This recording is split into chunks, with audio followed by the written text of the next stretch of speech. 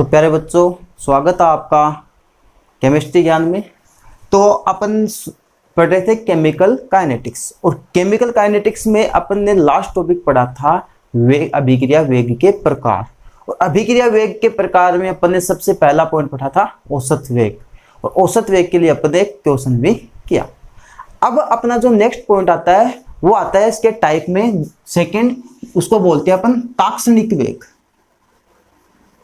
तात्क्षणिक वेग, और तात्क्षणिक वेग को अपन इंग्लिश में बोलते हैं इंस्टेंटेनियस रेट या इंस्टेंटेनियस वेलोसिटी। सबसे पहले अपन बात करते हैं कि सर ये तात्क्षणिक वेग होता क्या है। सबसे पहले जानते हैं कि सर तात्क्षणिक वेग होता क्या है। तो इस नाम के अंदर ही इसका अर्थ छुपा है। देखो इसमें दिख रहा क्षण, कहीं पे दिख रहा है। तो अपन किसी भी अभिक्रिया में, कोई भी अभिक्रिया हो, तो उस अभिक्रिया में एक पर्टिकुलर क्षण के ऊपर, एक पर्टिकुलर पॉइंट के ऊपर, या आपको बोल दिया जाए कि कुछ भी पॉइंट मान लो, उसके ऊपर आपको अभिक्रिया का वेग निकालना है। तो उसके लिए कौन सा वेग निकालते हैं? तात्क्षणिक वेग निकालते हैं। तो आप इसकी परिभाषा क्या बोल सकते हो कि किसी अभिक्रिया के निश्चित क्षण पर अभिक्रिया का वास्तविक वेग क्या कहलाता है? तात्क्षणिक वेग कहलाता है। मतलब निश्चित क्षण पर किसी अभिक्रिया का वेग, और वेग भी कौन सा? निश्चित क्षण पर अभिक्रिया का जो वास्तविक वेग होता है वह क्या कहलाता है? तात्क्षणिक वेग कहलाता है। अब अपन बोलते हैं कि सर इस तात्क्षणिक वेग को अपन v से रिप्रेजेंट करते हैं, या अपन इसको RINST से रिप्रेजेंट करते हैं। अब सर ये INST का मतलब क्या है? तो अभी मैंने बोला कि इसको इंग्लिश में क्या बोला जाता है? इंस्टेंटेनियस। तो इंस्टेंटेनियस के लिए इसको INST से रिप्रेजेंट किया जाता है। सेकंड, अगर अपन बात करें कि सर ये जो तात्क्षणिक वेग होता है इसको निकालने के लिए कि अपन कैसे समझे, उदाहरण से समझाता हूं, ध्यान देना। मैं आपको ये बोल रहा हूं कि सर हमारे पास एक अभिक्रिया है जो अपन स्टार्ट की, चलो अपन ने शुरू किया कि सुबह 8 बजे से स्टार्ट की और दोपहर को 12 बजे खत्म हो रही है। एक अभिक्रिया सुबह 8 बजे से दोपहर को 12 बजे खत्म हो रही है। अब मैं आपको ये बोल दूं कि मुझे आप इस अभिक्रिया के अंदर 10:05 से लेकर 10:05 के मध्य का वेग बताओ कि इस टाइम पर अभिक्रिया का वेग क्या है। तो उसके लिए अपन क्या करते हैं? उसका तात्क्षणिक वेग निकाला जाता है। और तात्क्षणिक वेग निकालने के लिए अपन क्या करते हैं कि अपने इसके अंदर जो समय अंतराल होता है उसको बहुत सूक्ष्म परिवर्तन के लिए निकाला जाता है। मतलब कि समय अंतराल अभी मैंने बोला ना 10:05 से 10:05 मतलब इसके अंदर जो समय अंतराल होता है वो क्या होता है? बहुत कम होता है। डेल्टी का मान क्या होता है? बहुत कम। यार समझे? अब इस अभिक्रिया, कोई भी अभिक्रिया है, या अपन बोल सकते हैं सर रासायनिक बलगतिकी के अंदर जो तात्क्षणिक वेग होता है उस तात्क्षणिक वेग का बहुत यूज होता है। कैसे होता है?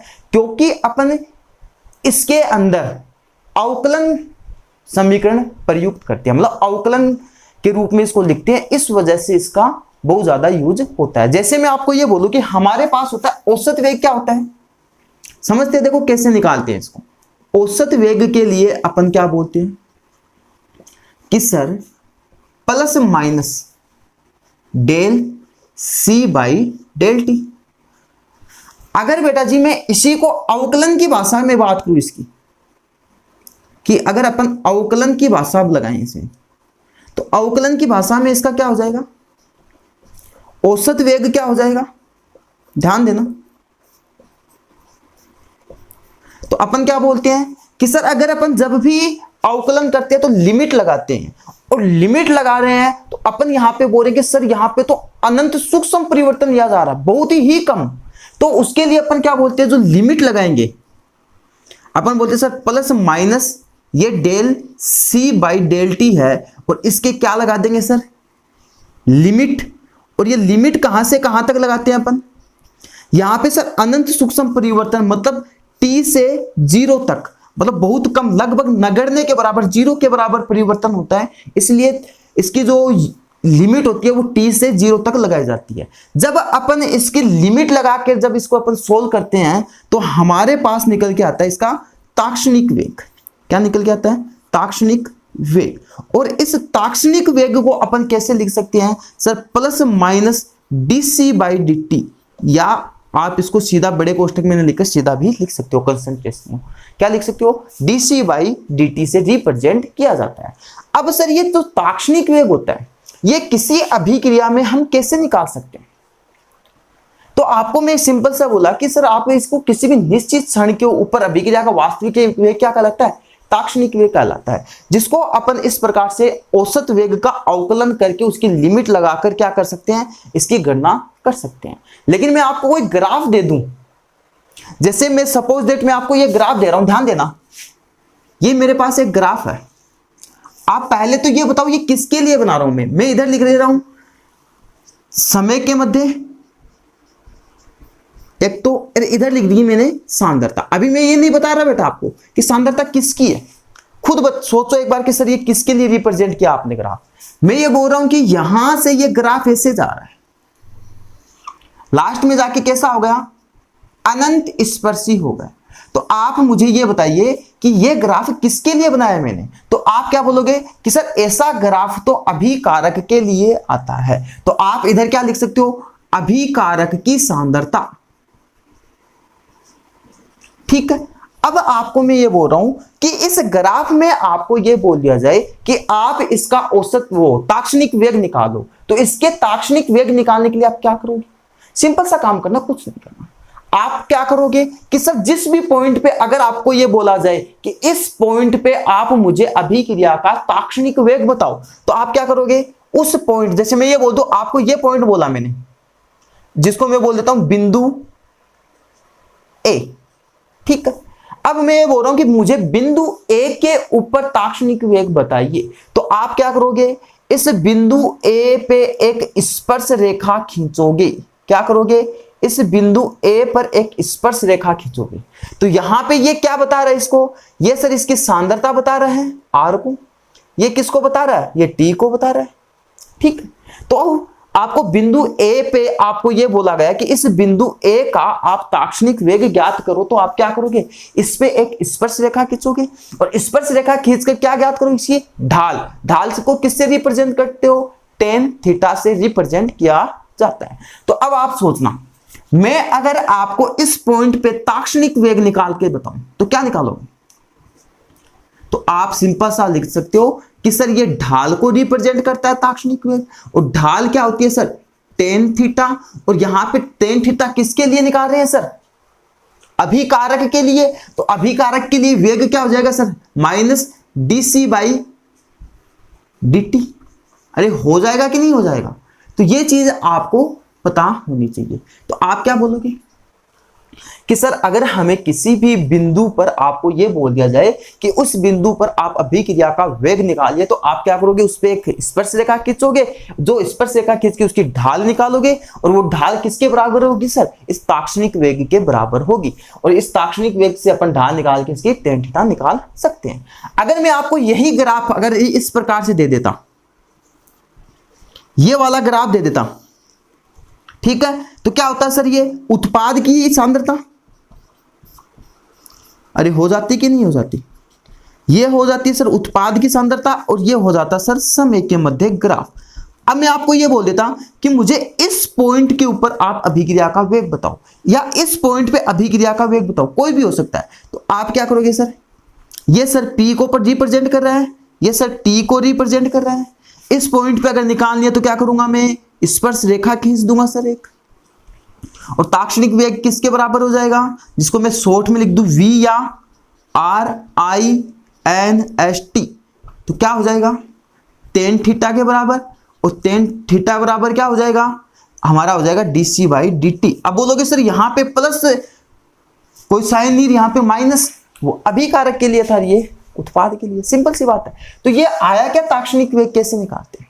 ताक्षणिक वेग के निकालने के लिए अब मैं आपको कुछ पॉइंट और बताता हूं, ध्यान देना। यहां पे आपको देखो ये डीसी और डीटी के लिए बोल रहा है कि सर ये क्या होते हैं। आपको कई बार मैं पूछ ले कि सर ये डीसी और डीटी क्या होता है यहां पे, तो अगर मैं आपको ये देखो, इस पे पॉइंट पे गौर करना बेटा, इस पे ध्यान देना।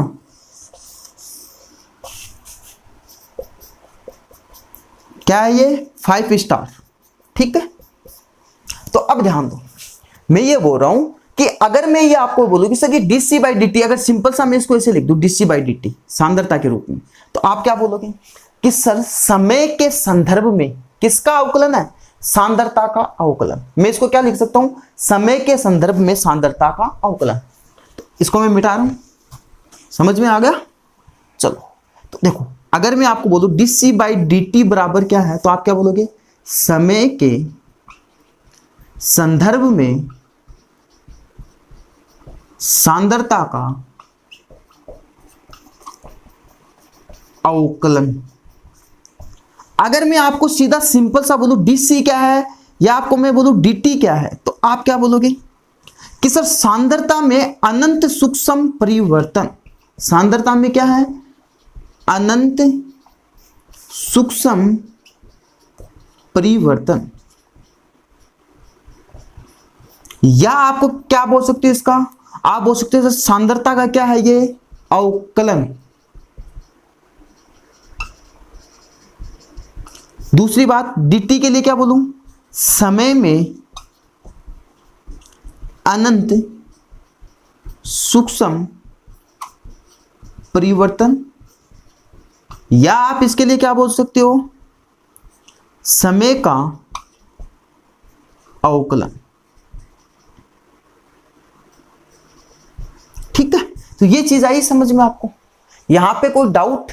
मतलब आपको ताक्षणिक वेग निकालना तो सिंपल तरीके से निकाल सकते हो कि कैसे अभिक्रिया की, अगर अपन बोले निश्चित क्षण पर किसी अभिक्रिया का वेग निकालना है, तो अपन इसको इस प्रकार से रिप्रेजेंट कर सकते हैं। नेक्स्ट अगर अपन बात करें तो अपन बात करते हैं कि सर किसी अभिक्रिया का वेग और उसके स्टोइकियोमेट्रिय संबंध किस प्रकार से निकालते हैं। तो अब अपन निकालते हैं कि सर किसी भी, अगर आपको कोई अभिक्रिया दे दी और उस अभिक्रिया का स्टोइकियोमेट्रिय संबंध निकालना है उस अभिक्रिया के वेग के साथ, तो किस प्रकार से डिनोट करोगे आप?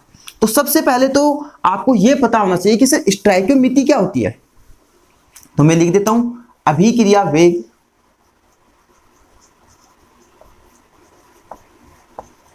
व स्टोइकियोमेट्रिय संबंध। अब सबसे पहले तो ये जानो कि सर स्टोइकियोमेट्री क्या बताती है हमें। तो सर हमें स्टोइकियोमेट्री किसी भी अभिक्रिया के मात्रात्मक भार से संबंध रखती है। अब सर मात्रात्मक भार से संबंध मतलब, मैं आपको एक सिंपल सी अभिक्रिया दे दूं कि sir a plus B change हो रहा है c में, या मैं आपको ये बोल दूं 2a चेंज हो रहा है b में, या मैं आपको बोल दूं 2a प्लस 3b चेंज हो रहा है 4c प्लस 5d में, तो आप क्या बोलोगे कि सर इस अभिक्रिया में इसकी जो स्टोइकियोमेट्री है वो 1 1 1 है।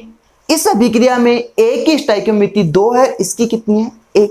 इस अभिक्रिया में a की स्टोइकियोमेट्री 2 है, इसकी b की 3 है, c की 4 है, d की 5 है। तो आप क्या बोलोगे कि सर ये जो मात्रात्मक भार होता है वो किसको रिप्रेजेंट करता है? वो इसकी स्टोइकियोमेट्री, जिसे हम इंग्लिश में बोलते हैं रस समीकरण मिति, को प्रदर्शित करता है। अब आपको ये बोलता है कि किसी अभिक्रिया को अपन संतुलित करते हैं तो उसकी रस समीकरण मिति बहुत ज्यादा इंपॉर्टेंट रहती है। तो उसके लिए अपन एक वर्ड यूज में लेते हैं कि सर अगर हमें किसी अभिक्रिया के वेग में रस समीकरण मिति या स्टोइकियोमेट्री बतानी है तो किस प्रकार से आप बता पाओगे? तो एक सिंपल सा तरीका बताता हूं कि सर जब भी हमें अभिक्रिया का वेग लिखना है और अभिक्रिया के वेग में अगर हमें रस समीकरण मिति या स्टोइकियोमेट्री लिखनी है तो वो उसके बट्टे में चली जाती है, यानी भाग में चली जाती है, 1/, में आ जाती है। जैसे मैं आपको एक एग्जांपल से समझाता हूं, बेटा ध्यान देना इस चीज पे, बड़े काम की चीज है ये। तो अब आपको मैं ये बोलूं कि हमारे पास एक सामान्य अभिक्रिया है, बड़ा इंपॉर्टेंट पॉइंट है ये। क्यों है सर? इसका रीजन मैं बताता हूं आपको। अभी अपन क्वेश्चन करेंगे तो एग्जाम में आपके बहुत अच्छे अच्छे क्वेश्चन आएंगे। जब तक आप स्टोइकियोमेट्री या आप इसको संबंध नहीं लिखना पाओगे ना, तब तक आप इसका क्वेश्चन सोल्व नहीं कर पाओगे। कई क्वेश्चन आएंगे आपके, तो इस चीज को समझो आराम से और देखोगे किस प्रकार से हमें लिखना है। पहला पॉइंट तो आपको ये पता होना चाहिए स्टोइकोमेट्री क्या होती है। दूसरा पॉइंट कि सर हम किसी भी अभिक्रिया में स्टोइकोमेट्री को किस प्रकार लिखते हैं। तो मैंने क्या बोला कि उसके भाग में लिखा जाता है। अब भाग में कैसे लिखा जाता है वो समझो। मैं आपको ये बोल रहा हूं कि ये एक अभिक्रिया मेरे पास है N1A प्लस N2B, चेंज हो रही है सर M1C प्लस M2D। ठीक है, समझना इस चीज को। यहां पे ये N1 coma N2 coma M1 व M2 क्या है, स्टोइकोमेट्री गुणांक, स्टोइकोमेट्री गुणांक है। ठीक, अब आप समझो कि अगर मैंने अभी आपको बोला कि किसी भी अभिक्रिया के अंदर जो इसकी स्टोइकोमेट्री होती है वो उसके भाग में चली जाती है। जैसे मैं अगर आपको ऐसे बोलता कि मुझे इस अभिक्रिया में अभिकारक, पहला पॉइंट सुनना क्या बोल रहा हूं, अभिकारक, यहां पे अभिकारक कौन है, ए के विलुप्त होने का वेग, विलुप्त होने का वेग, तो कैसे बताओगे अभिकारक ए के विलुप्त होने का वेग क्या बताओगे। तो सर अभिकारक है तो इसके लिए कौन सा साइन यूज में लिया जाता है, माइनस, उत्पाद है तो उसके लिए कौन सा यूज में लिया जाता है, प्लस। तो इसके लिए आप क्या लिखोगे सर, माइनस साइन, क्या है sir, D A by d t. यहां पे आप क्या लगाओगे, मैंने यहां पे खाली जगह छोड़ी है, क्यों छोड़ी है सर, यहां पे इसकी रस समीकरण मिति लिखी हुई है और इस रस समीकरण मिति को हम इसके भाग में लिखते हैं। तो 1 अपॉन क्या आ जाएगा, n। इसी प्रकार से मैं लिखूं कि अभिकारक B के विलुप्त होने का वेग, तो क्या लिखोगे, तो आप लिखोगे sir minus d b by d t और 1 अपॉन क्या आ जाएगा, N2 आ जाएगा सर। ठीक है, इसी प्रकार मैं बोलूं उत्पाद C के बनने का वेग, क्या बोल रहा हूं, बनने का वेग, और उत्पाद C के बनने का वेग है, मतलब उत्पाद तो साइन क्या आएगा, प्लस क्या आ जाएगा, d c by d t और क्या आ जाएगा 1 अपॉन M1। इसी प्रकार से मैं आपको ये बोलूं उत्पाद D के बनने का वेग, और उत्पाद D के बनने का वेग क्या आ जाएगा, plus 1 upon M2 d d by d T, D D, D D नहीं डी डी। ठीक है, तो अपन क्या बोल रहे हैं कि सर किसी भी अभिक्रिया के अंदर अगर आप कोई भी स्टोइकोमेट्री दे रखी है, वो स्टोइकोमेट्री अभिक्रिया वेग के अंदर उसके अपोन में चली जाती है, भाग में चली जाती है। तो अपन इस प्रकार से इसको लिख सकते हैं। अगर मैं आपको ये बोलूं कि इस अभिक्रिया के अंदर अभिक्रिया का वेग क्या होगा, तो आप क्या लिखोगे यहां पर, अभिक्रिया वेग, और अभिक्रिया वेग क्या होता है, उत्पाद के बनने का वेग और अभिकारक के विलुप्त होने का वेग।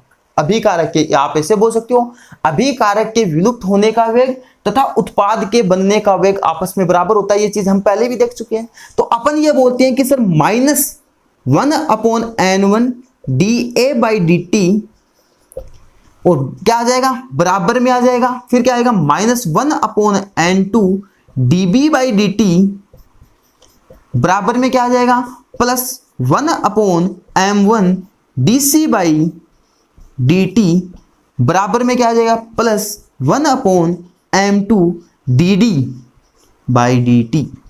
ठीक है, तो ये आपस में क्या होते हैं, एक दूसरे के तुल्य होते हैं। अरे क्या होते हैं, एक दूसरे के तुल्य होते हैं। अब तुल्य होने का मतलब क्या है, यहाँ पे अगर मैं आपको इस अभिक्रिया के अंदर, ध्यान दो, इसकी सांद्रता दे दूं, इसकी सांद्रता दे दूं या इसकी सांद्रता दे दूं, सपोज दैट, ऐसे मानो, आप ऐसे समझो इसको, अगर मैं इस अभिक्रिया के अंदर एक ओनली इसकी सांद्रता दे दूं आपको, या इसके वेग स्थिरांक का मान दे दूं, तो आप क्या करोगे कि ये जो M1C है इसका जो वेग स्थिरांक या इसकी जो सांद्रता वो सबके तुल्य होगी। इन सबको तुल्य मान सकते हैं वेग को, मतलब इनके वेग को एक दूसरे के तुल्य मान लेंगे और वेग को तुल्य मानकर एक दूसरे के बराबर मानकर इनका आंसर निकाला जा सकता है। तो अपन इस प्रकार से क्या करते हैं, इनका क्वेश्चन करते हैं। क्वेश्चन करवाऊंगा मैं आपको, तब अच्छे से समझ में आ जाएगा। लेकिन इस चीज को समझने की कोशिश करो कि किसी भी अभिक्रिया में के अंदर जो स्टोइकियोमेट्री होती है उसके अपोन में आती है। तो इस प्रकार से अपन क्या करते हैं कि इस प्रकार से लिखें। अगर आपको मैं ये बोलूं मुझे इस एक और इस सी, मतलब मेरे को इसका मान दे रखा है, या मैं आपको बोल दूं मुझे इसका मान दे रखा है, इसका पूछ लिया, तो क्या करूंगा, इसको उठाया, इसका जो मान दे रखा है वो इसके बराबर होगा, इसके बराबर कर दूंगा, इसका मान आ जाएगा। अरे सिंपल सी बात है कि नहीं है। तो इस प्रकार से आप क्या निकाल सकते हो, इनका मान निकाल सकते हो। अगर अपन सेकंड बात करें कि सर ये तो सिंपल सी बात हो गई कि किस प्रकार से अभिक्रिया की बात कर सकते हैं अपन कि एक दूसरे को तुल्य मान सकते हैं।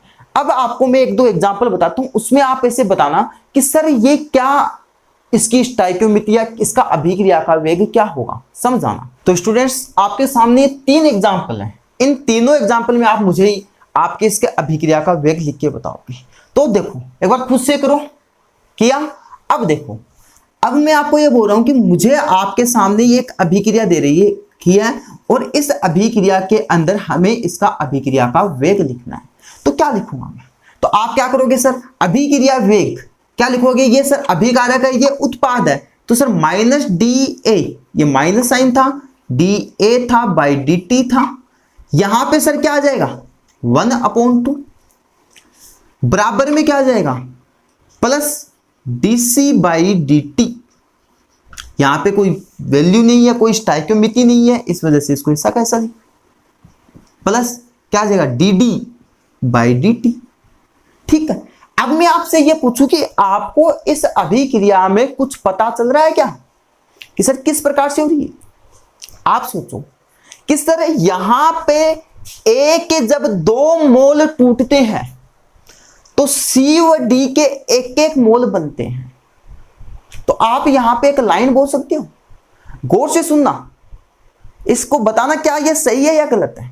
अगर सही हो तो कमेंट सेक्शन में जरूर बोलोगे कि हाँ सर ये लाइन सही है, और अगर नहीं लगे तो बोलना कि नो सर गलत है। सुनना कि सर अभिक्रिया के अंदर ए के विलुप्त होने का वेग सी व डी के बनने के वेग से दुगुना है। दोबारा सुनना और जरूर बताएंगे सारे बच्चे क्या बोल रहा हूं कि अभिक्रिया के अंदर ए के विलुप्त होने का वेग सी व डी के बनने के वेग से दुगुना है। एकदम सही बात है सर, ये एकदम सही है। क्यों है, क्योंकि सर जब इसके 2 मोल टूट रहे हैं तो क्या बन रहे हैं, इनके एक एक मोल बन रहे हैं। तो इनके दोनों के टूटने से, मतलब जब इनका 1 मोल बनता है तो इसके 2 मोल टूटते हैं, तो इसीलिए तो बोला कि ये दुगुना है इनसे, इनके बनने की दर से। इसके लिए अगर आप वेग लिखोगे तो अभिक्रिया वेग क्या लिखोगे, जल्दी जल्दी फटाफट बोलो sir, -1/5 d b r minus d t बराबर में क्या आ जाएगा minus d b r o 3 minus by d t. Minus में क्या आ जाएगा 1/6 d h plus by d t बराबर में क्या आ जाएगा plus 1/3 d b r 2 by d t बराबर में क्या आ जाएगा 1/3 और वो भी किसके प्लस के D H2O by d T. ये लिखना था, सिंपल सा काम था। इसी प्रकार से अगर आप इसका लिखोगे तो क्या लिखोगे, आप लिखोगे सर ध्यान देना अभिक्रिया। हाँ, अगर मैं इसमें आपको ये बोल देता हूं मुझे आप इसका औसत वेग लिख के बताओ, क्या लिख के बताओ औसत वेग, तो क्या लिखते सर, कुछ नहीं करते, बस एक सिंपल सा काम करते, इस डी की जगह क्या कर देते del b r minus del t minus क्या आ जाएगा del b r o 3 minus del t, इधर क्या आ जाएगा 1/6 del h plus by del t, इधर क्या आ जाएगा 1/3 del Br2 by del t. इधर क्या आ जाएगा 1/3 वो भी किसके प्लस के del H2O by del T. ठीक है, तो ये चीज हमें पता होनी चाहिए। औसत वेग के लिए अपन डेल यूज में लेते हैं, ताक्षणिक वेग के लिए डी यूज में लिया जाता है। तो अपन ज्यादातर क्या यूज में लेंगे, अगर अपन अभिक्रिया पढ़ेंगे तो उसके अंदर अपन dx by dt, dc by dt ये वर्ड ज्यादा यूज में लिया जाता है। अब मैं आपको ये बोल रहा हूं कि इस अभिक्रिया के लिए मुझे आप अभिक्रिया का वेग बताओ, तो क्या बोलोगे आप? सिंपल सा तरीका लगाते जाओ। क्या सर, माइनस के 1/3 dp, कहीं ट्रांसमीटर मत लिख देना, dp बाई dt बराबर क्या आ जाएगा सर, ट्रांसमीटर बाई dt। अरे नहीं लिखना ये है ना। तो आओ, अगर आपको ये लिखोगे तो क्या लिखोगे सर, 1/2/3 dq बाई dt, जिसको आप ऐसे भी लिख सकते हो -1/3 dp बाई dt, और ये ऊपर जाएगा तो क्या आ जाएगा सर, प्लस का है ये, तो प्लस में 3/2 क्या आ जाएगा dq बाई dt। हो गया काम? यही काम आपको करना था, इसके अलावा इसमें इतना ज्यादा कुछ हार्ड नहीं। सिंपल सा आपको स्टोइकियोमेट्री लिखनी सिखा दी कि किस प्रकार से अपन स्टोइकियोमेट्री के द्वारा एक दूसरे के सम रिलेट कर सकते हैं। अगर मैं आपको ऐसे बोल देता कि इस अभिक्रिया के अंदर आपको इसकी मात्रा दे दी मैंने, या इसका वेग स्थिरांक दे दिया, इन दोनों की तुलना करनी है, इन दोनों का मान पूछ ले, तो आप क्या लिखोगे सर, इसके विघटित होने का वेग, इसके बनने का वेग, दोनों को आपस में बराबर कर दोगे। एक बार इस ए को और सी को बराबर कर दोगे जब इसका विलुप्त होने का वेग निकालोगे तो। दूसरी बार इसको और इसको बराबर कर दोगे, सिंपल सा काम हो जाएगा। अरे इन दोनों को बराबर कर दोगे, हो गया काम सर हमारा। तो इस प्रकार से अपन अब करते हैं क्वेश्चन, और अच्छा क्वेश्चन है, आपके बोर्ड एग्जाम में आएगा ऐसा क्वेश्चन। तो स्टूडेंट्स आपके सामने ये क्वेश्चन है, बड़ा ही इंपॉर्टेंट क्वेश्चन है, एक बार इस क्वेश्चन को पढ़ो ध्यान से। प्लेटिनम की सतह पर अमोनिया के विघटन से हाइड्रोजन व नाइट्रोजन गैस प्राप्त होती है। शून्य कोटि की इस अभिक्रिया का वेग स्थिरांक 2.5 गुणा 10⁻⁻⁴ मोलर सेकेंड इनवर्स है, यानी मोल पर लीटर सेकेंड इनवर्स है। तो N2H2 के बनने का वेग ज्ञात कीजिए। अब आपको अभिक्रिया के सबसे पहले तो इसके सॉल्यूशन की अगर अपन बात करते हैं तो समझना कि सर प्लेटिनम की सतह पर अमोनिया का विघटन सबसे पहले किसके लिए कर रहे हैं, प्लेटिनम की सतह पर अमोनिया का विघटन, और अमोनिया का विघटन कर रहे हैं तो क्या मिलेगा हमें। तो देखो अगर अपन ये बोलते हैं हमारे पास अमोनिया होती है NH3 जो किस में जाती है N2 प्लस H2, यही तो बोल रहा है कि सर विघटन से क्या प्राप्त होती है, हाइड्रोजन व नाइट्रोजन। अब कहिए तो इसको इससे भी तो लिख सकते थे। अरे आपको सिंपल पहले क्वेश्चन को ध्यान से पढ़ो कि अमोनिया का विघटन करवा रहा है, अमोनिया टूट रहा है किसमें, N2 प्लस 3H2 में टूटना है, तो अभिक्रिया ही लिखोगे। किसकी सतह पे टूट रहा है, Pt की सतह पे, प्लेटिनम की सतह पर, ठीक है। और प्लेटिनम की सतह पे टूट रहा है तो आप इसको क्या करोगे, N2 प्लस इसको संतुलित करोगे तो क्या हो जाएगा। अब आप क्या लिखोगे सर, अभिक्रिया वेग लिखोगे। सबसे पहला काम क्या करना आपको, अभिक्रिया वेग, और अभिक्रिया वेग क्या लिखोगे sir, -1/2 d NH3 by dt बराबर में क्या करोगे, प्लस का d N2 by dt, plus क्यों सर उत्पाद है, बराबर में क्या plus 1/3 d H2 by dt। ये काम किया हमने, और ये होने के बाद आपको अब क्या करना है, ध्यान दो। यहां पे आपको बोल रहा है एक वर्ड यूज में है, शून्य कोटि की इस अभिक्रिया। सर ये तो नया नया नाम है, ये शून्य कोटि होती क्या है।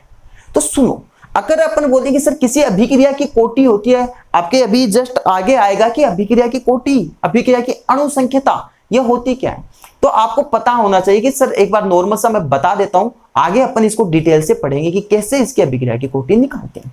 तो एक सिंपल सी परिभाषा होती है, 1 नंबर की परिभाषा आती है आपकी एग्जाम में कि अभिक्रिया की कोटि किसे कहते हैं। तो आपको मैं एक सिंपल परिभाषा बता देता हूं कि सर किसी भी अभिक्रिया के अंदर अभिक्रिया के वेग निर्धारक पद के अंदर उसके अणुओं या परमाणुओं की संख्या क्या कहलाती है? अभिक्रिया की कोटि कहलाती है। अथवा में अपन इसकी दूसरी परिभाषा भी बोल सकते हैं कि सर किसी अभिक्रिया के अंदर अभिकारकों की सांद्रता के घातांकों का योग क्या कहलाती है? अभिक्रिया की कोटि कहलाती है। किसी अभिक्रिया के अंदर अभिकारकों की सांद्रता के घातांकों का योग अभिक्रिया की क्या कहलाती है? कोटि कहलाती है। तो ये क्या होती है? एक अभिक्रिया की कोटि होती है जिसका वेग स्थिरांक क्या दे रखा हमें? ये दे रखा है। और ये किसके लिए सर? शून्य कोटि की इस अभिक्रिया, मतलब अमोनिया का विघटन हो रहा है, तो इसका मान हमें कितना दे रहा है? अभिक्रिया का वेग है, अरे अभिक्रिया वेग है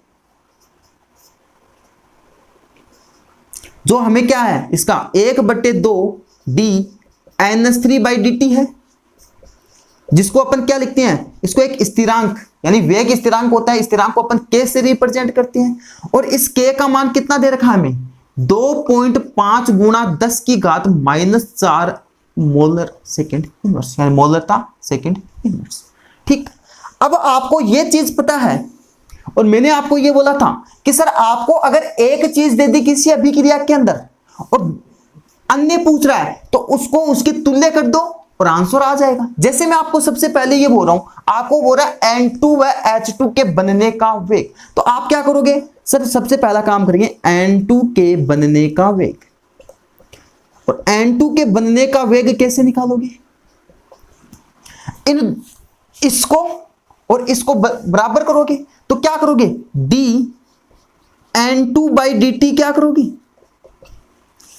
सर? -1/2 dNH3/dt करोगे। अरे ये आएगा। और आपको इसका मान कितना दे रखा है? इस पूरे का ये दे रखा है। तो हमारा आंसर क्या आ जाएगा? dN2/dt बराबर क्या आ जाएगा बेटा जी? एक माइनस तो आएगा नहीं, और इसका मान हमें सीधा सिंपल सा दे रखा है 2.5 गुणा 10 की घात -4 मोलर सेकेंड इनवर्स। ये हमारे पास इसका मान आ गया। ठीक है, अब आपको मैं बोल रहा हूं कि आप खुद निकालो किसका? H2 के बनने का वेग, खुद से निकालो और कमेंट में बताना कि सर ये आंसर आया हमारा। पक्का जरूर जरूर बताएंगे। तो सबसे पहले अपन बोल रहे हैं कि सर अब H2 के बनने का वेग, और H2 के बनने का वेग क्या होगा हमारे पास? वही काम करना है कि सर हमें एक का दे रखा है, किसका दे रखा है? इस NH3 का दे रखा है, और निकालना किसका है? H2 का निकालना है। दोनों को एक दूसरे के तुल्य कर दो, बराबर कर दो, मान आ जाएगा। तो सबसे पहले आपको क्या करना है सर? इसका हो जाएगा प्लस में क्या है 1/3 dH2/dt, इसका हमें निकालना है, जिसको हम किसके तुल्य करेंगे? -1/2 dNH3/dt के। इसका हमें मान कितना दे रखा है? 2.5 गुणा 10 की घात -4 मोलर सेकेंड इनवर्स। जो मान हम लिखेंगे 1/3 dH2/dt क्या आ जाएगा हमारे पास? हमारे पास आ जाएगा 2.5 गुणा 10 की घात -4 मोलर सेकेंड इनवर्स। अब आपको क्या 1/3 dH2/dt का थोड़ी ना पूछा, आपको तो dH2/dt पूछा है। अरे ये पूछा है, तो ये 3 उधर जाएगा तो ये मान कितना आ जाएगा? लगभग हमारे पास 7.5 आ जाएगा, और 7.5 गुणा 10 की घात -4 मोलर सेकेंड इनवर्स। ठीक है, तो ये जब आपको किसी भी क्वेश्चन के अंदर ऐसे मान आ जाए तो आप सबसे पहले तो सोचो हमें दे क्या रखा है। ऐसे नहीं देख लिया ये क्या आ गया सर। कोई भी क्वेश्चन हो बेटे, कैसी भी एग्जाम हो, सबसे पहला काम होता है आप उस क्वेश्चन को तसल्ली से पढ़ो। दे क्या रहा है अगला, पूछ क्या रहा है, कॉन्सेप्ट क्या लगेगा, जो बेसिक बेसिक चीजें हैं वो सीखो। अब आपको ये चीज दे रखी है वो लिखो, उसके बाद में देखो कि हाँ ये चीज दे रखी है हमें ये पूछ रहा है। जैसे जैसे आप प्रैक्टिस करोगे वैसे वैसे आपकी कमांड अच्छी होती जाएगी, आप क्वेश्चन करने सोल्व करने का तरीका अच्छा होता जाएगा। और ऐसे दूर भागते जाओगे क्वेश्चन के साथ तो आपके अंदर एक डर बैठ जाएगा, वो क्वेश्चन नहीं कर पाओगे आप। अब हमारे 2 वेग तो पढ़ लिए, कौन कौन से? हमने सबसे पहले पढ़ा औसत वेग, दूसरा पढ़ा हमने ताक्षणिक वेग, थर्ड हमारा आता है वो आता है आरंभिक वेग या प्रारंभिक वेग। थर्ड क्या आता है? आरंभिक वेग या प्रारंभिक वेग। तो चलिए अब अपन पढ़ते हैं आरंभिक वेग क्या होता है, प्रारंभिक वेग या प्रारंभिक वेग क्या होता है। सर नाम से ही पता चल रहा है, कहीं जाने की जरूरत नहीं है हमें। थर्ड पॉइंट है हमारा आरंभिक वेग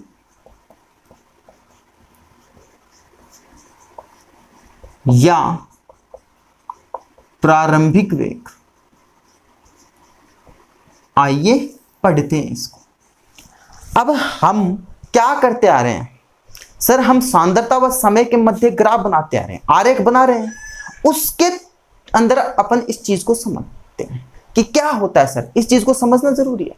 आरंभिक वेग को किस लिए अभी बताऊंगा कि सर आरंभिक वेग क्या होता है कि कोई भी हमारे पास अभिक्रिया है, उस अभिक्रिया के अंदर हम सांद्रता व समय के मध्य ग्राफ बनाते हैं, और सांद्रता व समय के मध्य ग्राफ में t बराबर 0 मतलब टाइम क्या है, 0 टाइम पर अभिक्रिया का वेग क्या होता है, आरंभिक वेग कहलाता है। जैसे मैं आपको ये बोलूं कि मेरे पास ये एक ग्राफ है, मैंने एक ग्राफ बनाया, ऐसा ग्राफ बना दिया जो एक अनंत स्पर्शी ग्राफ है, ठीक है। यहां मैंने लिखी सांद्रता, यहां मैंने लिखी समय। अब आप बताएंगे सांद्रता किसकी है, ये ग्राफ किसके लिए आता है, अभिकारक के लिए आता है, तो क्या लिखोगे, अभिकारक की सांद्रता। अभिकारक की सांद्रता, ये टाइम क्या है, यहां पे अभिक्रिया क्या हो रही है, स्टार्ट, मतलब t बराबर 0, और t बराबर अगर 0 है,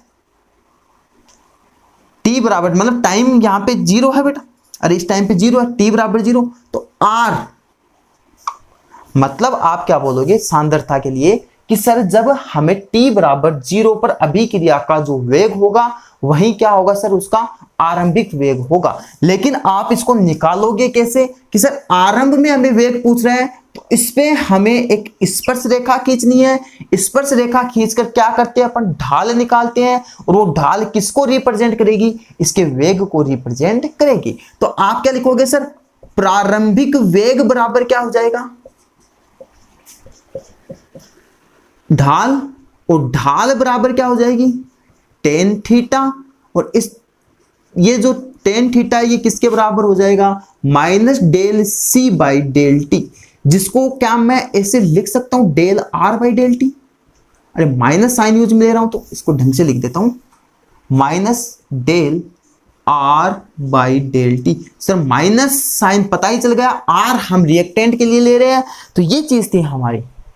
तो अब आपको मैंने एक बात बोली कि इसको हम मतलब इसको पढ़ रहे हैं, ये हमारे लिए बहुत काम का है। किस लिए सर, हमने अभी ये बात बोली थी कि किसी अभिक्रिया के वेग निर्धारक पद के अंदर अभिक्रिया की जो परमाणुओं की संख्या होती है वो क्या कहलाती है, अभिक्रिया की कोटि कहलाती है।